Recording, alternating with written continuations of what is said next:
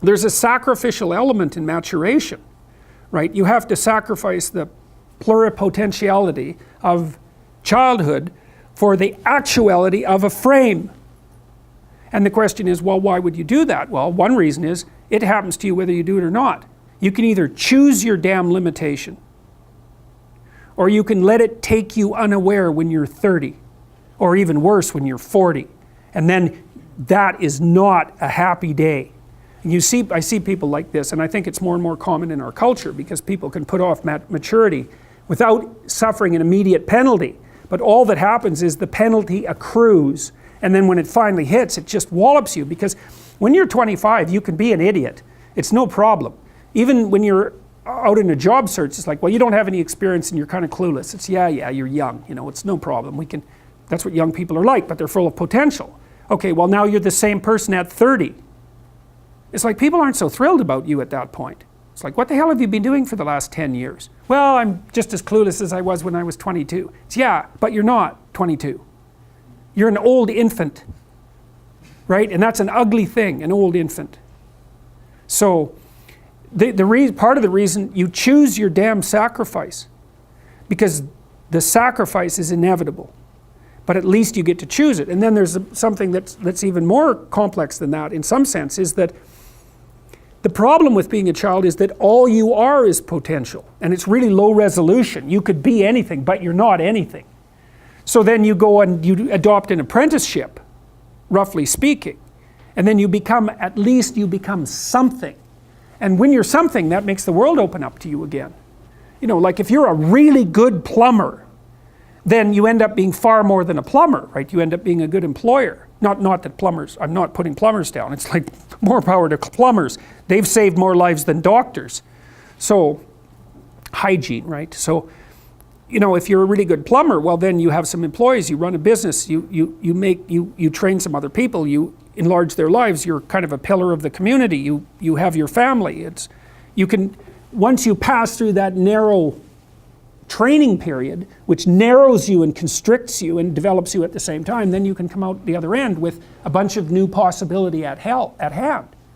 And Jung talked about that. He thought that part of the proper path of development in the last half of life was to rediscover the child that you left behind as you were apprenticing.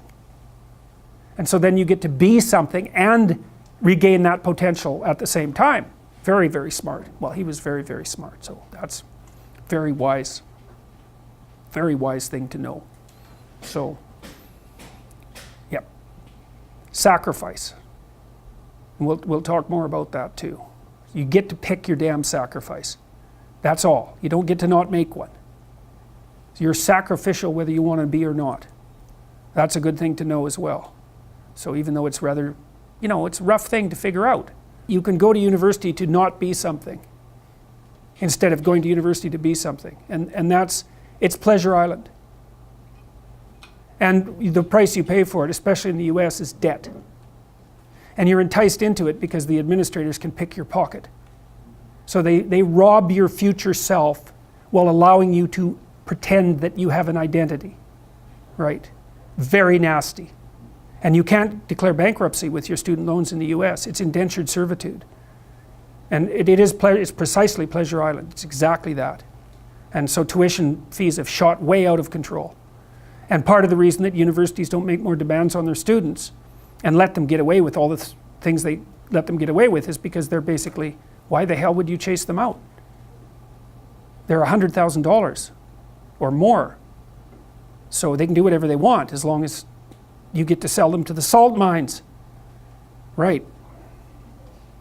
So, and it's not the only reason, because the other thing that's happened is that the rate of technological transformation is so fast now, and the rate of turnover of things is that it is genuinely harder for people who are, say, 18 to 20. When I was a kid, roughly speaking, the kind of rough patch for life was probably 14 to 17, something like that. Now I think it's 18 to 25.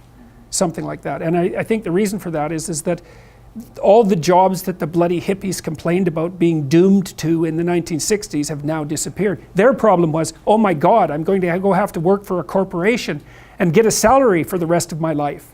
And then I'll just end up in it with a pension and that'll be my whole life. It's like, well, it seems like a lot better deal than an endless round of part-time Starbucks jobs. So, you know, some of it is that. It's there's a space now in our culture that is lacking for people to make that transformation from adolescence into adulthood. And so it's the cost of that is forestalled. It's not a good thing. It's not a good thing. Do you think this is affecting employers maybe in choosing younger people for a job? Are they saying that they're seeing this slower maturation, or they're saying that this person's got a degree from U of T, but I've heard bad things, that degrees aren't worth it? Well, there's a couple of problems with the degrees, is that everyone has one. That's the first one. Because scarcity matters, obviously. The second thing is that the match between the degree and the workplace has become less and less self-evident. You know, what should happen when you go to university is you should learn how to think and formulate arguments. You should learn to think, speak, and write. That's what the humanities are for. They're to make you dangerous, right? Because if you can think and speak and write, you're deadly. In a complex job, you're exactly what's necessary. But if you don't have that, it's like, what the hell good is the degree? So, I mean, degree in English literature doesn't prepare you for a job. It could make you think, write, and speak, which prepares you for any complex job, and that's what's supposed to happen. But increasingly, I think that doesn't happen. And the employers are waking up to this very rapidly. So, and they've already known that for most complex positions, they have to train their people. Now they're thinking, well, why do I have to bother with the degree if I'm going to train them, if it isn't bringing anything of value? You see this even in fields like law. We also seem to be tightly selected for the capacity to cooperate and compete, so that multiplies our cognitive ability. That's a huge part of it.